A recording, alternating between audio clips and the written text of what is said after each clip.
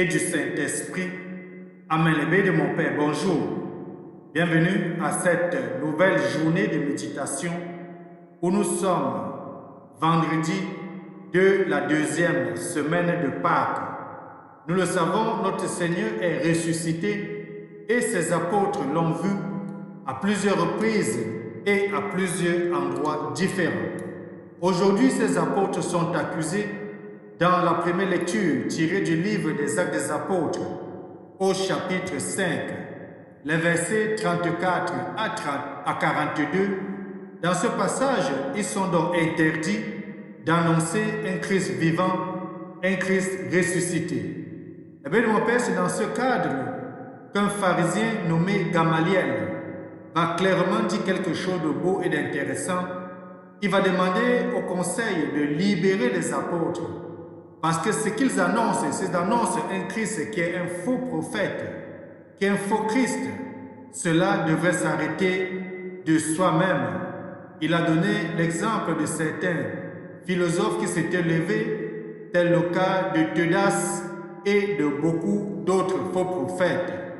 Eh bien, mon Père, on doit voir dans le message de Gamaliel un message fort pour nous aujourd'hui, plus de 2000 ans après la naissance de Jésus-Christ.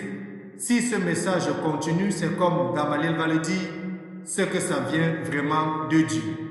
Ensuite, nous allons continuer la lecture de l'évangile de Jésus-Christ selon Saint Jean au chapitre 6, les versets 1 à 15.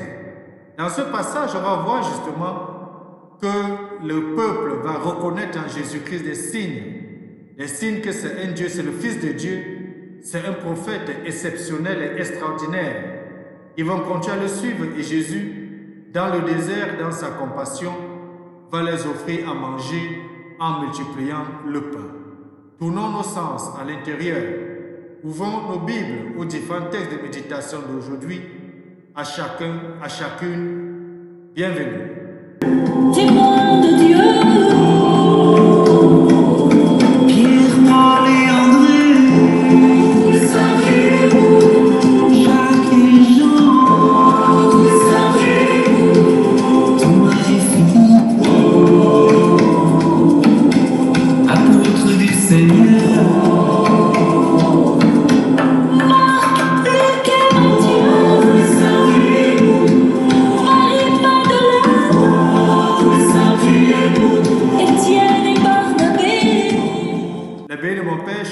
Tournons-nous vers l'Éternel des armées en ce matin et prions.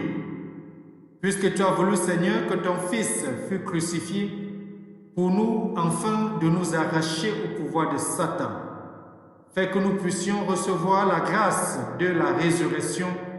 Nous avons prié par le même Jésus ressuscité vivant pour des siècles et des siècles. Amen. Je vous invite donc à ouvrir chacun sa Bible au livre des Actes des Apôtres, au chapitre 5, de lire les versets 34 à 42. Ensuite, nous allons méditer le psaume 26. Seigneur, en ta demeure, toute paix et toute joie. Et nous allons proclamer l'évangile de Saint Jean tout à l'heure. Bonne méditation. Le Seigneur est lumière et salut. Le Seigneur est ma lumière et mon salut, de qui aurais-je crainte? Le Seigneur est le rempart de ma vie, devant qui tremblerai-je? Le Seigneur est lumière et salut.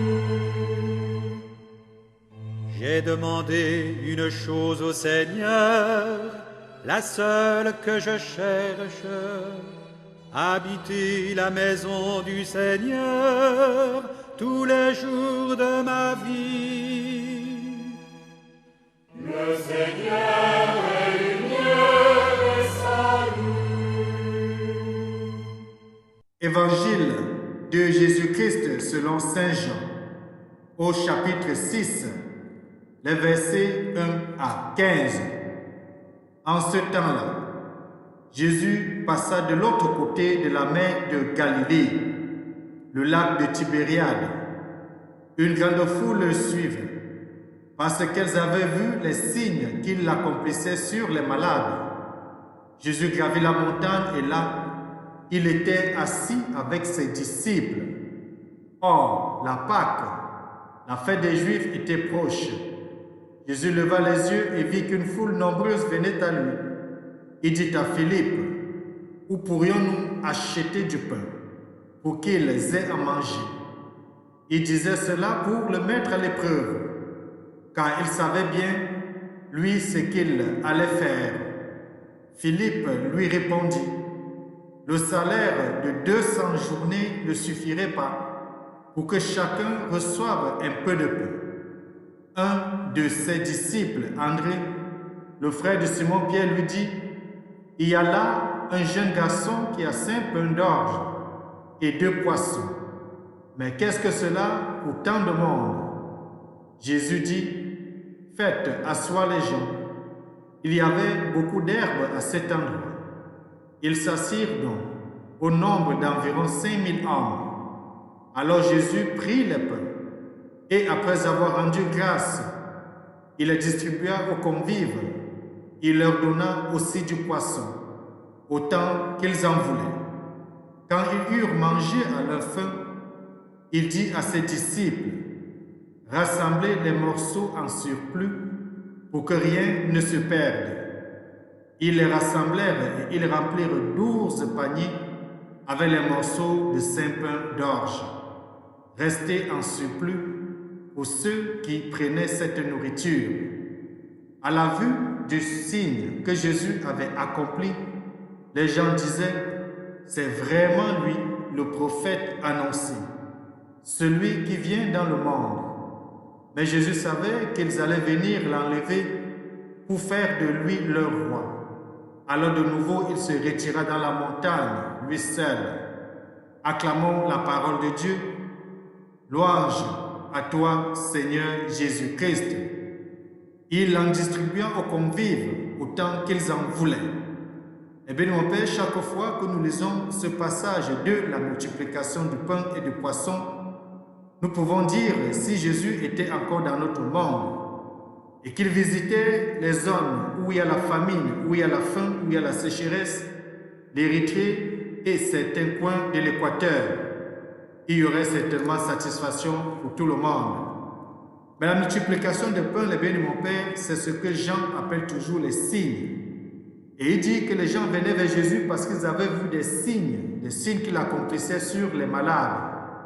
En d'autres termes, quand Jean parle de signes, il nous parle des miracles. Et nous entreprenons aujourd'hui, comme nous voulons le voir, la lecture continue de tout le chapitre 6 de Saint Jean, qui est consacré à la multiplication des pains, mais surtout qui est consacré à l'enseignement que Jésus en tire. Ce récit est souvent lu dans la liturgie, mais nous devons le lire ici, dans la lumière de la résurrection. Rappelons-nous qu'il y a de cela quelques jours, nous avons célébré avec ferveur, avec joie et avec faste la résurrection de notre Seigneur Jésus-Christ lors de la veillée pascale. Même si cette année, il faut le dire, c'était de façon spéciale avec des églises presque vides dans plusieurs coins à travers le monde, dû à ce que nous savons, cette pandémie du Covid-19. Oui, le bien de mon Père, Saint Jean lui-même, qui a été témoin de ce miracle qu'il appelle signe et de l'enseignement dans la synagogue de Capharnaüm, écrit d'ailleurs après la résurrection et non sans y penser. Car ce miracle que nous venons de lire et d'écouter n'est pas seulement un geste de miséricorde de Jésus à l'égard de ses auditeurs. Ce n'est pas, comme nous pouvons le voir, un geste désintéressé. Ce n'est pas non plus, le bien de mon Père, un geste pour montrer que lui, Jésus-Christ, il est tout-puissant, mais c'est un geste de compassion parce que notre Dieu est un Dieu qui est proche de l'homme.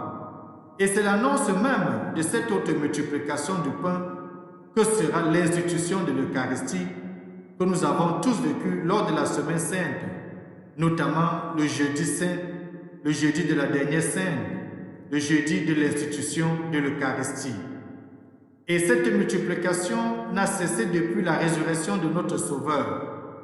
Elle continue toujours et nous en sommes, vous et moi, les bénis de mon Père, les bénéficiaires quotidiennement. D'ailleurs, chaque fois que nous allons à la messe célébrer l'Eucharistie et que nous communions au corps et au sang du Christ, nous pensons à l'institution de l'Eucharistie, mais surtout à la multiplication des pains.